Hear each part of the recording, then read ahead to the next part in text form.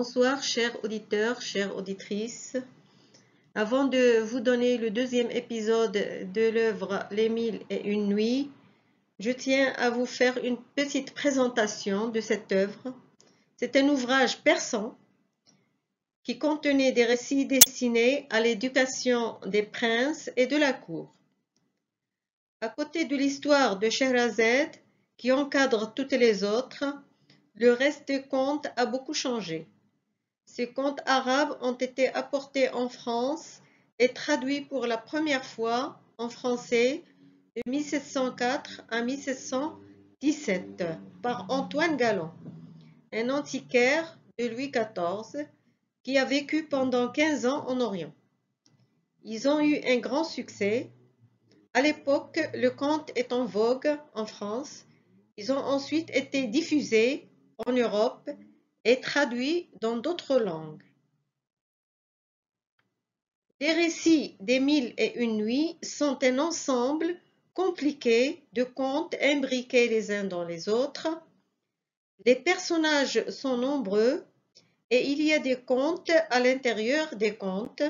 Souvent, un personnage à l'intérieur d'un conte raconte lui-même une histoire à un autre personnage. Ce système de miroir donne plusieurs niveaux de lecture. Le sultan Shahriyar, pour se venger de l'infidélité de sa première épouse, la condamne à mort et, afin d'être certain de ne plus être trompé, chaque jour, il épouse une nouvelle femme et chaque matin, il la fait exécuter. Après le massacre de plusieurs filles épousées par le sultan, Scheherazade, la fille du grand vizir, se porte volontaire.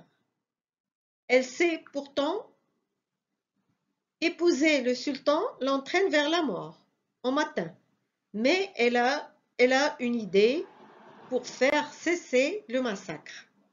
Elle raconte la nuit au sultan le début d'une histoire jusqu'au lever du jour. Comme le sultan est très curieux, il veut connaître la suite et renonce à faire tuer la jeune femme.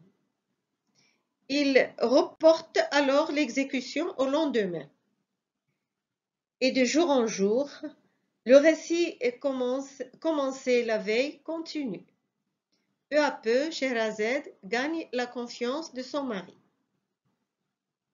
Chaque morceau d'histoire est donc une nuit. Des contes célèbres sont tirés de ces Mille et une nuits, par exemple Aladdin et la lampe merveilleuse, Ali Baba et les 40 voleurs, Sindbad le marin, etc. Voilà, merci de votre attention et bonne nuit.